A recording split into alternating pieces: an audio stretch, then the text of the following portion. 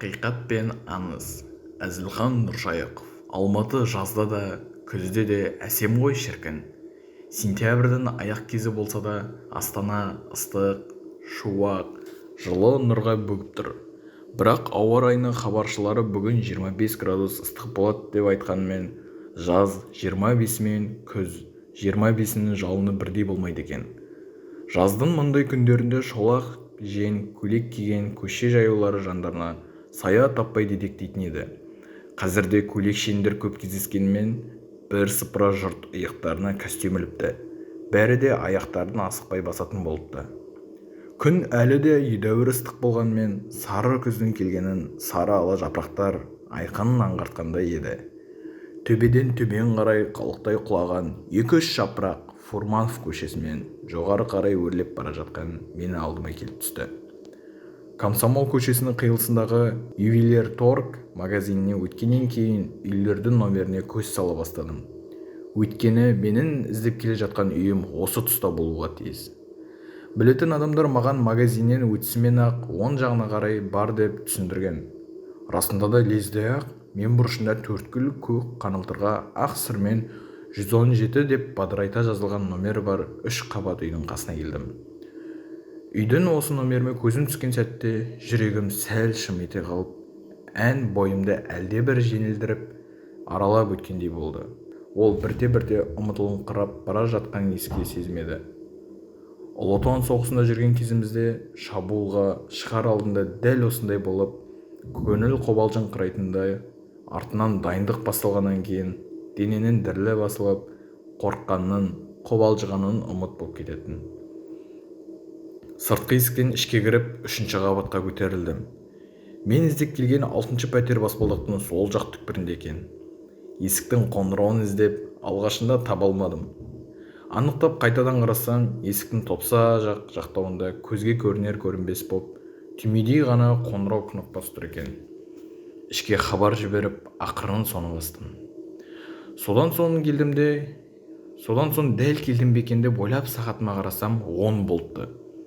Ішкі жақтан сөйлеп жүрген әйел дауысы естілді. Маған есік ашуға келе жатқан кісі болар деп сәл шегіңкіреп тұрдым, бірақ есік ашылмады. Мен кнопканы қайта бастым. Осы кезде есіктің дәл ар жағынан шылдыр ете қалған қоңырау үнін естідім. Сонда ғана басыма алғашында қоңырауды қатты баспадым ба екен деген ой келді. Өйткені мұның алдында дәл мұндай боп жақыннан шыққан қоңырау дауысын естімеген сияқты едім. Әлде үйдің 3-ші қабатына көтерілгенге жүрек алқынып, үй иесі қалай қарсы алар екен деген сасқалақпен аңғармай қалдым ба, оны өзім де білмеймін. 1943 жылдың жазында біздің құрамамыз 100 дербес атқыштар бригадасы 2 Балтық майданының бір шетінен екінші шетіне ауыстырылды. Атап айтқанда Великие Луки қаласының түбінен Ловайт өзенінің жағасына барып жайғастық. Жорықпен жолда кетіп бара жатқанымда менің қолыма Знамя журналының сол жылғы 5-ші номері тиді. Сол журналда Александр Бек деген автордан Панфиловшылар алға шепте атты повесінің басы жарияланған екен. Мен онда Бек дегенін кім екенін білмейтінмін. Ондай жазушы барында естімеген болатын. Бірақ Панфилов дивизиясының одан шыққан 28 батыр есімдерін Мәлік Ғабдуллин мен Төлеген Тоқтаров сол дивизияның түлектер екенін жақсы күннің жарығымен түнде қонған жерде ай сәулесімен оқыдым. Оқыған тарауларды жол жөнекей жауынгер серіктеріме баяндап отырдым. Содан соң алғы шепке сол журналдың 6-шы номері және келді. Панфиловшылар туралы повестің жалғасын түнде ай қараңғы болғандықтан зеңбірек қасына келіп отырып, аккумулятордың жарығымен оқыдым. Повест те бітті, аккумулятордың жарығы да таусылды. Әрине менің мұным тәртіп бұзғандық тіпті қылмыс еді. Менің зеңбірегімнің жарығы таусылғанын взвод командирі лейтенант Полянев ертеңіне ақ білді. Ол білген жоқ еді, мен өзім айттым. Зеңбірегімнің жарығын түнде кітап оқиын деп тауысып алдым дедім. Полянцев өте ашуланшақ кісі еді. Бірден айғайды салып сыбап алды. Мен сені қазір атып тастаймын деді, бірақ атқан жоқ. Пагонымды, мылтығымды, белбеуімді сыпырып алып, 3 тәулікке Гауптов вахтыға айдатты. Қылша мойным талша деп қару кезенген солдаттың алдына түсіп, желбегей шинелім салпандап, дивизион дивизион штабының қасындағы гауптвахтаға қарай сапар шектік. Бұл бір көрмеген құқайым еді, оны да көретін болдым деп ойладым ішімнен. Позициядан шыға бере алдымыздан біздің батареяға қарай салт атпен келе жатқан дивизион командирі майор Сахойн кездесті. Майор Сахойнды біз генерал Панфиловтан кем көрмеуші едік. Тілі сақаулау болғанмен өте байсалды, ақылды кісі еді. Қарамағындағы артиллеристерді офицерден бастап әрбір солдатына дейін білетін. Мен айдауды келе жатсам да екі қолымды жамбасыма жапсыра ұстап, аяғымды көтере сермеп, дік-дік басып, мойнымды командир жаққа бұрып, салт атты Сахойнның қасынан сәлем беріп өттім. Майор мені таныды да атының тізігін тартты. «Қане тоқтаңдар», деді артымда маған мылтық кезіп келе жатқан айдаушы солдатқа. Майор атының басын бұрып қасыма өзі келеді. «Аға сержант, қайда жол тартып барасың?» деді. «Гауптвахтаға, жолдас майор». «Не үшін?» «Зеңбірек аккумуляторын шығындап түнде кітап оқыған үшін». «Ол дұрыс болмаған екен». «Кінәлімін, жолдас майор». «Қандай кітап еді?» «Панфиловшылар туралы». «Ұнады ма?» «Өте ұнады, жолдас майор». «Момышұлының оның басқа да жерлестермен ерлігін сүйсіндің бе?» «Сүйсінгенде қандай, жолдас майор?» «Мен де сүйсіндім. Ал сен ол кітаптың мазмұнын жолдастарына айтып бердің бе?» «Дәл солай, жолдас майор. Бүкіл батареяға баяндап бердім». «Онда жігіт екенсің, аға сержант», деді майор маған ат үстінен сығырая қарап. «Сені гауптвахтаға кім жіберді?» «Взвод командирі лейтенант Полянцев, жолдас майор». «Ендеше мен сені ол жазаны алып тастадым. Қазір қайтта взводына барып, өз міндетіне кіріс. Лейтенант Полянцевқа мені осы бұйрығымды айт». Біз батареядан 40 километр ғана алыстаған едік. Айдаушы солдат өз бетімен кетті де, мен старшинаға барып погонымды, белбеуімді, наганымды алдым. Пилоткамның қызыл жұлдызын қайта қадап, басыма кидім де, асықпай аяндап, орман шетінде жауынгерлермен сабақ өткізіп жатқан взвод командиріне қарай беттедім. Лейтенант мені көре сала орнынан ұшып тұрып бақырып қоя берді. «Сен неге сенделіп жүрсің әлі күнге дейін?» деп ақырды. «Сенделгенім жоқ, түп-түзу келе жатырмын, жолдас лейтенант». Оның аузы жыбыр-жыбыр ете түсті. Бұл оның мені әке-шешеммен сықпыртқаны. «Менің саған гауптвахтаға бар дегенім қайда?»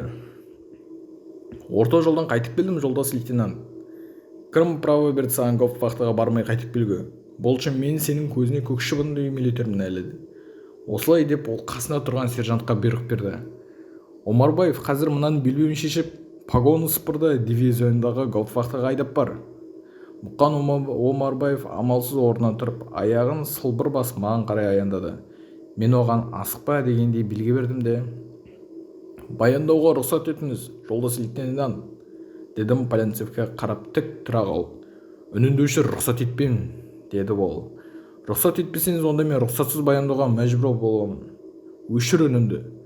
«Қазір, жолдас лейтенант, сіздің бұйрығыңызды дивизион командирі майор Сахойн жолдас бұзды», дедім мен. «Майор осыны сізге айт, және Полянцев жолдас дереу маған келсін» деді. «Қайда майор?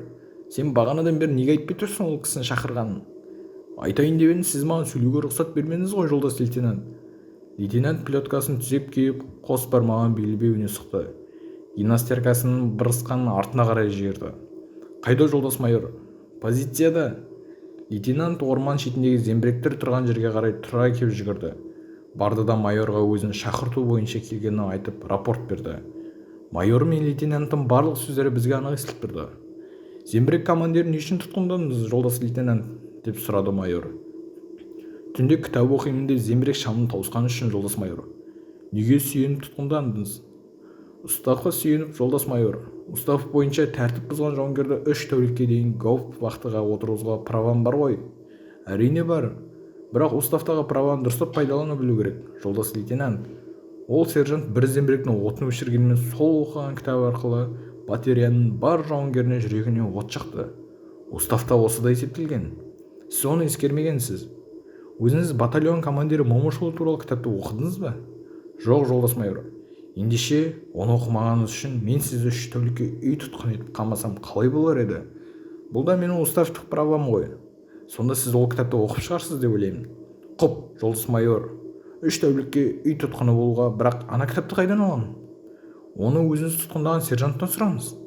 Мен сізге арест жарияламаймын.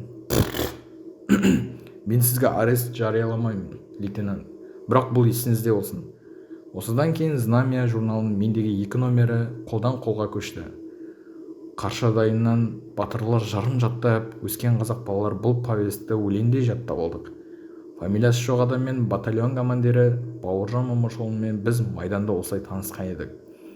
Оның ерлігіне, батылдығына, тапқырлығына, сонымен бірге адамгершілігі асыл қасиеттеріне сүйсіндік.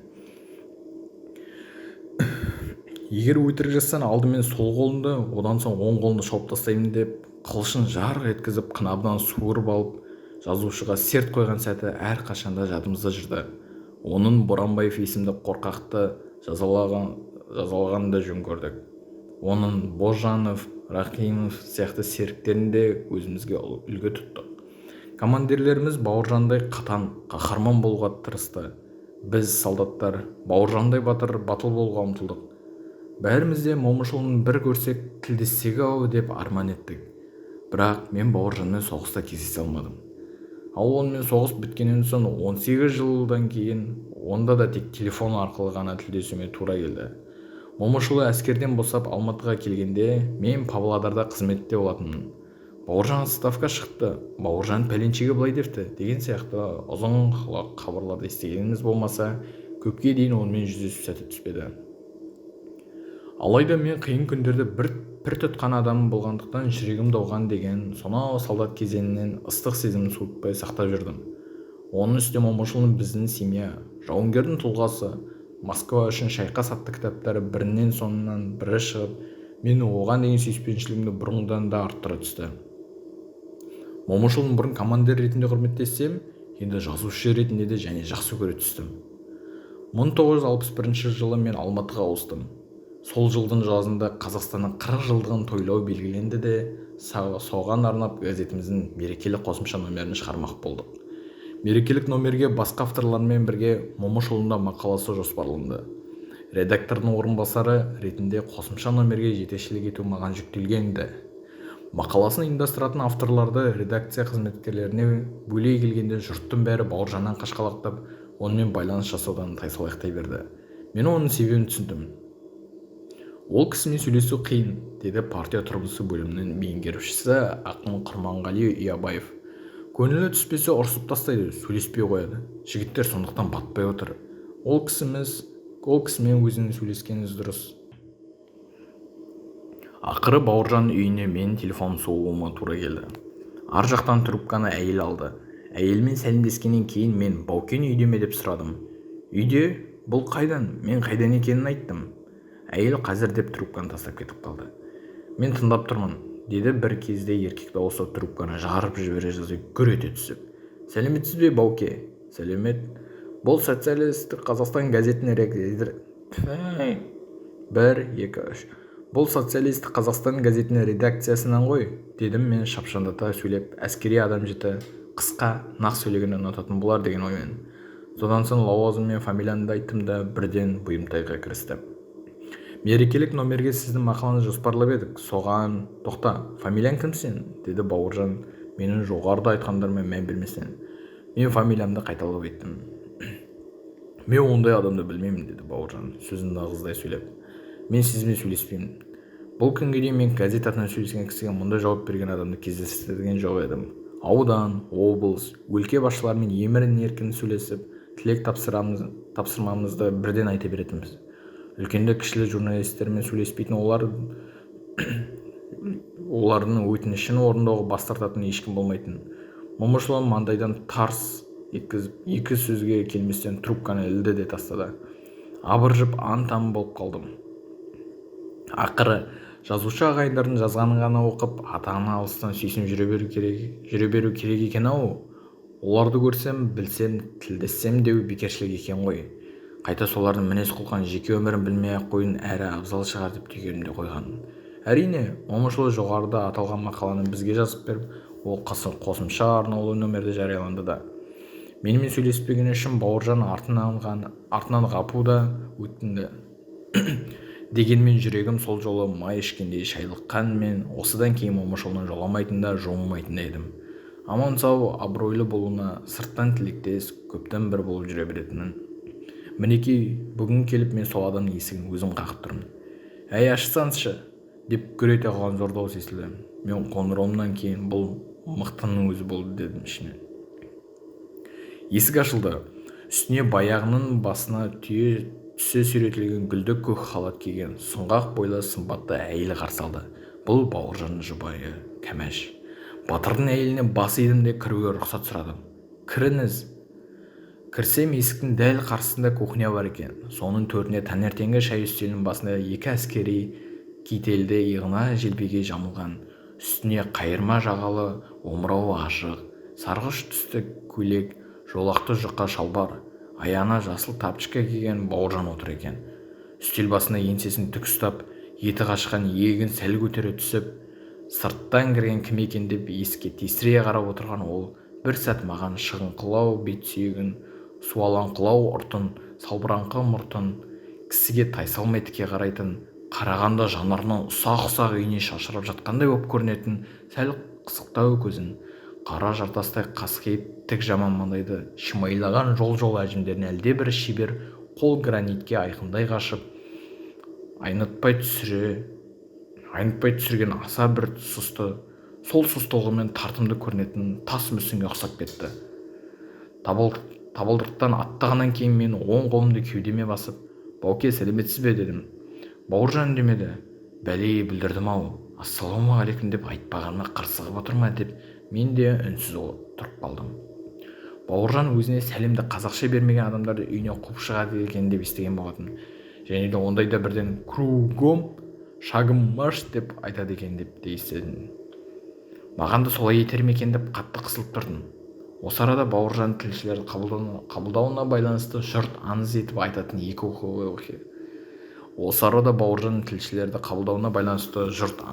айтатын екі оқиға ойыма салп ете алды.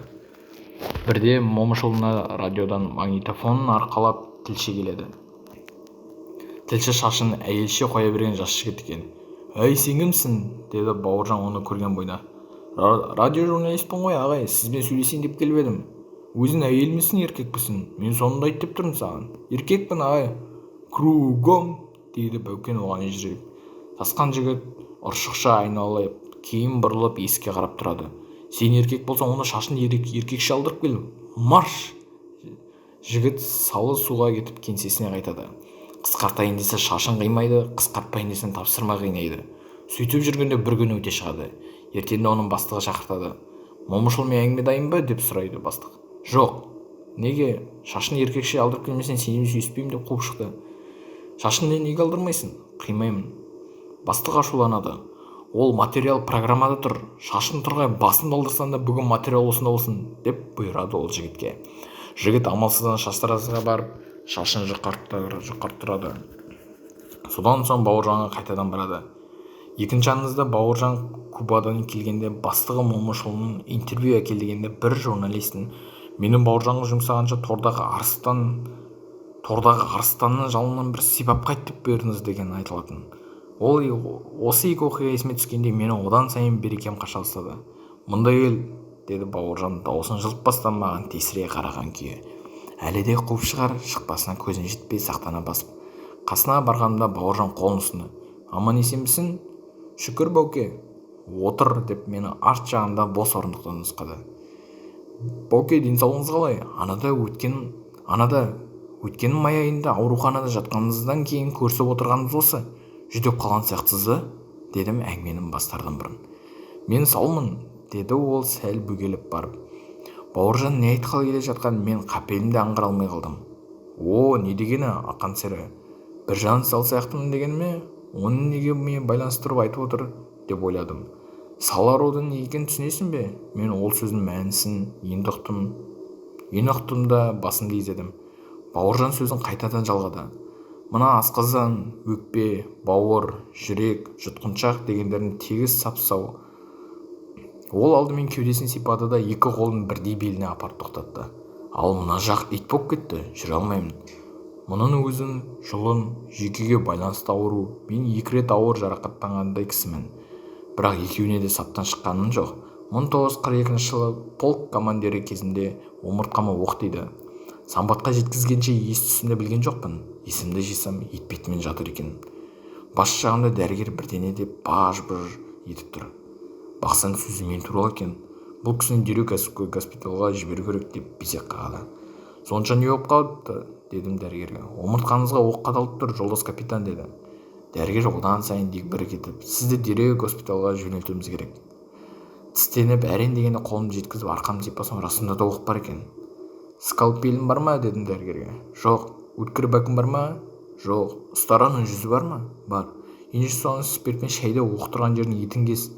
Олай ету болмайды, жолдас капитан. Болады, бұйырамын, орындамасаң атамын, деп етпеттеп жатқан күйімде оң жақ жамбасымдағы кабураның аузын ағыта бастадым. Батырға да жан керек деген емес пе? Дәрігер дереу айтқанымды істеуге кірісті. Ол арқамды кескілей бастағанда пистолетін сабын сындырардай қысып, тісім шықырлап мен жаттым. Мінеке жолдас капитан оғыңыз, деп дәрігер әлден уақытта омыртқама тірелген оқты алып алақаныма салды. Жарамды тандырып алып арқамнан алынған оқты мені Самбатқа жеткізген Блоха деген жауынгердің қолына ұстата салып, жаумен ауыр ұрыс жүргізіп жатқан полкке қайтадан жеттім. Бірнеше күн қатарынан жаумен жағаласып, жан ұшырып жүргенде арқамдағы жараны ұмытып та кеттім. Ол бірде суланып, бірде қара қолтырланып, бірде қыши бастады. Өзіне өзі жазылып та бітті. Бауыржанның аузынан шыққан Блоха деген фамилия мені көз алдыма екінші бір картинаны елестетті. 1960 жылы бір топ ақын, жазушы Шахтергүлмен кездесу үшін Алматыдан Қарағандыға келді. Солардың ішінде Бауыржан Момышұлы да бар еді. Бір күні таңертең жазушылар шағын топтарға бөлініп, шахталарға келгелі жатқанда мейманхананың Бауыржан түскен бөлмесінің есігі тықылдады. Кіріңіз, деді жайбарақат темекі тартып отырған бөлме иесі. Қайда менің батиям, деп гүрілдік дауысты Бауыржанның өзін екі орап алғандай. Алпамса денелі, ұзын мұртты әлде біреуі ырған басып есікті айқара ашып тастап ішке қарай кіріп келе жатты.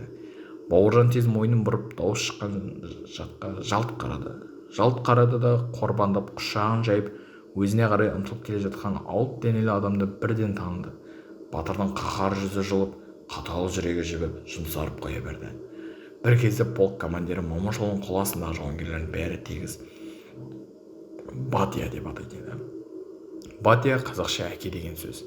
Командирдің өзін қол астындағы жауынгерлері ресми түрде жолдас командир деп атау оңай, ал оны әке деп атау оңай емес. Солдаттар әкедей зейл, әкедей әділ, әкедей қамқоршы командирді ғана, өздерін әкедей аялап, әкедей сүйе білетін командирді ғана әскери уставтың талап етуінше емес, өз жүрегімен, әмірімен осылай әке деп атайды. Бауыржанға батиялап кіріп келе жатқан адамның артынан бүкіл полкі жамырай еріп келе жатқан сияқты болып көрінді. Ол орнынан атып тұрды. Мен мұндамын, ұлым, деп дауысы еркін, тысы елжірей шығып, қос құшақ айқаса түсті. Былайғы жұртқа кесек боп көрінетін Бауыржан келген адамның құшағына еркін сыйып кетті. Екі алып адам бірін аймалай құшқанда кешегі Ұлы Отан соғысынан Москваны шойын кеуделермен қорғаған екі ер солдаттың болат жүректері борда езіліп кеткенге ұқсайды. Бұлай болатын жөні бар еді. Ашық жерде ақ қардың үстіне жатқан батальон күні бойы жаудың 5 рет жасаған атакасын тойтарды. 5 ретте де пулеметші Блоха ерекше көзге түсті. Бұл күні полктың ең жанды жері болған бұл батальонның Бауыржанның күні бойы бірге болды. Фашистердің 6-шы атакасы басталмас бұрын Бауыржан еңбектеп пулеметші Блоханың қасына келді. Сенің табандылығыңа, ерлігіне және мергендігіне бүгін мен ерекше сүйсіндім, Блоха. Саған деген шын жүректен шыққан алғысымды айта келдім, деп Бауыржан етпетіне жатқан ақ тонды еңгезердей солдаттың арқасына қолын тигізді. Арпал сәтте алғы шепке келіп сүйікті командирі алғыс айтса, сол солдатқа одан қымбат не болушы еді. Солдатқа сол сәтте командирдің бір ауыз жылы сөзінен жоғары не награда не болушы еді. Блоханың қақпақтай жауырыны оқыс бүлк етіп қалды. Совет одағына қызмет етемін, Батия, деп ол булығып. Бауыржан солдатқа бұдан басқа дәнеңе деген жоқ. Тез еңбектеп рота командирінің окопына қарай кетті. Полк командир кеткеннен кейін көп кешікпей, демала алмай ентігіп, түсі қашып, шәпеті денелі рота командирі пулеметшінің қасына жетті. Осы кезде немістер 6-шы шабуылды бастауға кіріскен еді. Олар бар қаруларынан оқ атып бұрқылдата жөнелді. Полк командирі ауыр жарақаттанып қалды, деді ол дегбірі қашып. Плохо, айналайын, бұл жерде Батияны сенен басқа алып кете алатын кісі жоқ. Тез бар, құтқар Батияны, сені орнына пулеметке өзім жатамын. Плохо төбе құйқас шымырлап, өзін не болып кеткен білмей қалды. Тірі ме? Дейді бар аузынан түскен сөз осы болып. Тірі, тез жете көр, айналайын. Көбі қарды садақтың оғандай сызып, рота командирінің акауына тез жеткен Плохо ес түсін білмей жатқан Бауыржанға төнді. Алып қана арқалайды емес пе? Оны иығына салып тез-тез жиырылып еңбектей жөнелді. Оның артынан кетіп бара жатқан танктың бір жақтабаны ізіне ұқсап шұбатылған траншиядан терең ізімен сайын ұзара берді. Екеуі үстел басына отырып хал жай білісті. Плохо Қарағандының бір шеберханасында ұста болып істейді екен. Бауыржанның осында келген газеттен оқып әдейі іздеп келіпті. Бауыржанның буфетінде бір жартылық таза спирт бар еді. Соны алып келді де графиннің жанында тұрған үлкен стаканға толтыра құйып Плохоға ұсынды. Мен қазір ішпеймін, деді Бауыржан шахтаға кездесуге бара жатырмын. Ал екеуміздің осы кездесуіміз үшін сен мынаны жұтып қой. Демалмастан ба, Батя? Иә, демалмастан. Плохо бір стакан спиртті екі-ақ қылқып, көріктей кеудесін керіп, терең бір дем алды да аузын күректей алақанымен сүрте салды. Екеуміздің бүгін бірте отыратын 10-ақ минут уақытымыз бар, деді Бауыржан. Сен ертең офицерлердің клубына кел, сонда молырақ сөйлесеміз. Немене, Батя? Ылғи асықтыра бересің, деді Плохо наразылық білдірді. Соғыста асықтырғаны жөн, енді тыныштық кезде асықтырмасаңшы. Молчай, деді Бауыржан мұрты тікірейіп. Мен болашақ ұрпақтан асықпау үшін асығамын. Понятно тебе? Ертеңінде белгіленген сағатта Бауыржан Қарағандының офицерлер үйіне келді. Атақты Момышұлын көру үшін қала офицерлері әйелдермен, бала-шағалармен жиналған екен. Плохо да сол жерден кездесті. Ине шаншар жер жоқ, иін тірескен жұрттың алдында Бауыржанға сөз берілді. Сөз берілердің бұрын Момышұлының Ұлы Отан соғысының қаһарманы, бүкіл дүние жүзінің белгілі әдеби герой, атақты жазушы екені айтылды. Жолдастар, деді Бауыржан орнынан тұрып, дүние жүзіне аты жайылған атақты Момышұлы мен емес. Жұрт демін ішіне тартып сілтіде тына қалды. Осы кезде Бауыржан сөзін қайтадан жалғады. Бірақ ол осында отыр. Жұрт одан сайын антан бола бастады. Осы кезде Бауыржан президиум үстелінің басында отырған өзгелердің бітімі бөлек балуан денелі адамды нұсқады. Міне ол мына кісі. Осыдан 18 жыл бұрын бұл кісі мені ажалдан алып қалды.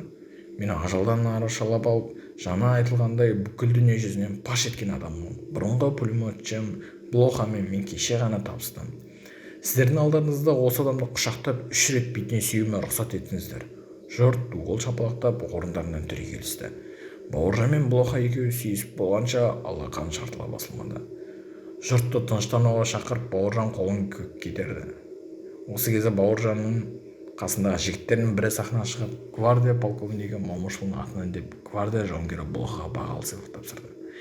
Ендігі сөзді гвардия жауынгері, бұрынғы пулеметші, қазіргі ұстау Остап Тарасович Плохоға беремін, деді. Бауыржан орнына отырды. Плохоның мінбеген шығуынан түсуі тез болды. Жолдастар, деді ол дауысы гүр ете қалып, бәріңізден Батиямен бірге біздің үйден дәм татуға шақырамын. Кездесуден кейін Бауыржан Плохоның үйіне қонаққа барды. Ұстаның 10 баласымен әйелімен танысты. Батия есінде бар ма? Деді Плохо Бауыржан кетірді. Самбатта дәрігер арқанды ұстараны жүзімен тіліп, әрен алған оқты маған беріп едің ғой. Мен соны ескерткіш үшін жоғалтпай сақтап жүрдім. Соғыстан қайтып келе жатқанда зат қыпшығымен бірге жоғалтып алдым. Қазір саған не сыйларымды білмей отырмын. Маған ештеңе сыйлаудың керегі жоқ, деді Бауыржан. Сен менің өз өмірімді өзіме сыйлаған кісісің. Одан артық ешқандай сыйлық болмайды. Сонда да, деді Плохо шалбарының қалтасын қолын соғып, мына Волоколамск тас жолмен немістердің танктері бізге қарап қаптап келе жатқанда оларды лайықты қарсы алар алдында мен сонда да деген жеріне тоқтадым. Мынау біреу ме? Дедім сегіз көзінің тұсындағы титтей тыртықты көріп. Жоғары сырсаншы көйлекті адам құсап, деді Бауыржан дегбірсізденіп. Қолым дірілдеп көйлегін жоғары көтерсем, расында да жауырыннан бір қарыстай төмен қыр арқасында ақ тыртық бар екен. «Міне таптым», дедім сол жерді тапқаныма қуанып. Бауыржан көйлегін төмен түсіріп үн-түнсіз қайтадан бері бұрылды. Мен қызарып кеттім. Сол жарасы бар болғырдың қай жерінде екенінде не шаруам бар еді деп. Аузымнан ол сұрақтың қалай шығып кеткеніне өкіндім. Енді оған ойланбай сұрақ қоймаспын дедім ішімнен. Бірденені білдіріп алған баладай болып мен үндемедім. Ол маған мұрты жыбырлап тесіле қарап отырды да мойнын ары қарай бұра түсіп қайтадан сөйледі. 3-ші бөлім. Екінші ауыр жараланғаным 1944 жылы, деді ол сөзін қайтадан жалғап. Комдив болып жүргенде құладым. Аттан ба? Деппін мен Бауыржан жаңағы шамданып өзімді қуып шықпағанына қуанып, әлгінде ғана енді оған ойланбай сұрақ қоймаспын деген іштей сертімді ұмытып. Деуін десем де тағы да бірдеңені білдіріп алдым ба деп жықтаңқырап қалдым. Жоқ, жаяу келе жатып, деді Бауыржан менің бұл сұрағыма шамданбай. Оңбай құладым және жаным шығып кете жаздады. Біразға дейін жығылған орнымда қозғала алмай қалдым. Есімді жиған соң орнымнан тұрсам, жерден шошайып шығып тұрған темір қазыққа тура құйымшағыммен құлаппын ғой. Содан кейін бірнеше күн атқа отыра алмай, шалқамнан жата алмай жүрдім. Бірақ соғыстың қызуымен тағы да госпиталға соқпастан кете бардым. Бауыржан сәл бөгеліп сөзін қайтадан жалғады. Мінекей осының екеуі де жүйкеге тікелей байланысты аса ауыр жарақаттар еді. Оның үстіне мен 207 рет ұрысқа кіріп, 5 рет қоршауда қалған кісімін. Соғыстың әр секундын жүйкеге қадалған бір ине деп есептесек, сонда мен нерв жүйеме көзге көрінбейтін қаншама жарақат түсті десеңші. Жас кезде елеп ескермей жүре бергенмен соның бәрі тереңге көміп тастаған мына мина сияқты пәле екен ғой. Міне 60-қа шығып қуат кемей бастағанда сол оқтар сарт етіп шыға келді де екі аяқтан ала кеп түсті. Мінекей, қарағым, бізден жай осылай. Бауыржанның соңғы сөздері сәл мұңдылау болып шықты. Оның үстіне басқа адамдардың аузына естігенде онша әсері бола бермейтін қарағым деген сөз Бауыржан айтқанда соншама жылы сияқты болып сезілді. Қатал адамның аузынан шыққан жылы сөздің жанға ерекше әсері бола ма екен деп ойладым ішімнен.